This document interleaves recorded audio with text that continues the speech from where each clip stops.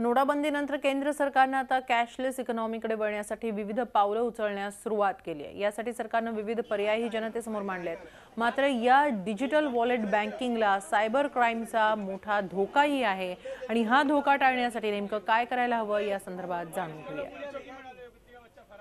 नोटाबंदीनंतर कॅशलेसचा प्रभाव सगळीकडेच वाढतोय, पण कॅशलेस करायला काही हरकत नसली तरी सगळ्यात महत्त्वाची गोष्ट आहे हे करताना अनेक चुका राहतील आणि परत आर्थिक फटका बसेल।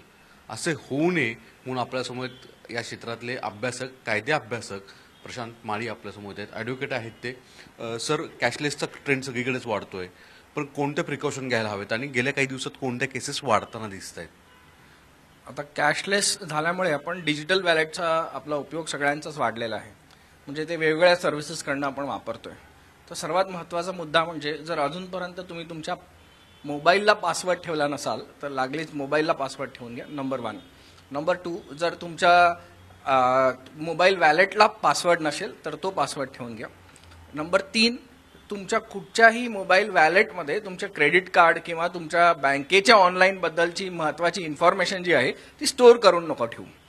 चौथा मुद्दा म्हणजे खूप सारे जास्त पैसे तुम्ही वॅलेटमध्ये जमा नका करू, कारण जरी तुम्ही 1000 रुपये ठेवले तर तुमचं 1000 रुपयाचं रिस्क आहे। जर तुम्ही 10,000 रुपये तुम्हाला कधी खर्च करायचे असतील तर तुम्ही ते त्याच वेळेला तुमच्या कार्डामधनं किंवा बँकेमधनं काढून तुम्ही त्या वॅलेटमध्ये घेऊन ते खर्च करू शकता।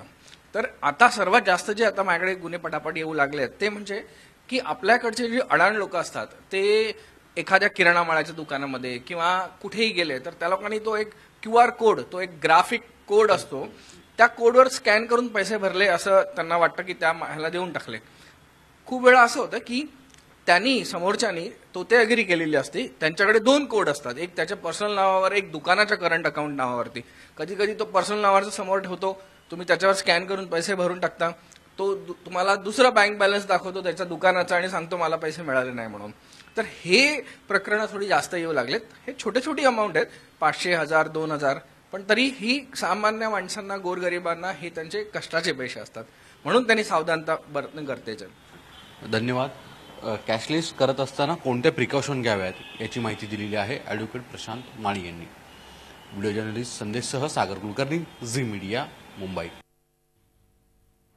पाहूया काय काळजी घ्याल ग्राफिकच्या माध्यमातून। डिजिटल वॉलेट वापरताना पासवर्ड ठेवा, मोबाईल लॉकलाही पासवर्ड ठेवा, पासवर्डची माहिती SMS, ईमेल, व्हॉट्सअपमध्ये ठेवू नका, डिजिटल वॉलेटमध्ये मोठी रक्कम शिल्लक ठेवू नका, QR कोडची खात्री करूनच पैसे ट्रान्सफर करा,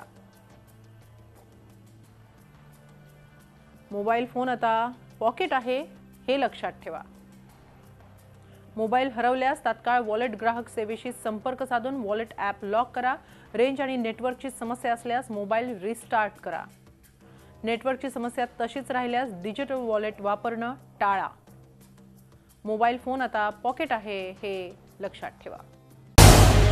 झी 24 तास रहा एक पाऊल पुढे।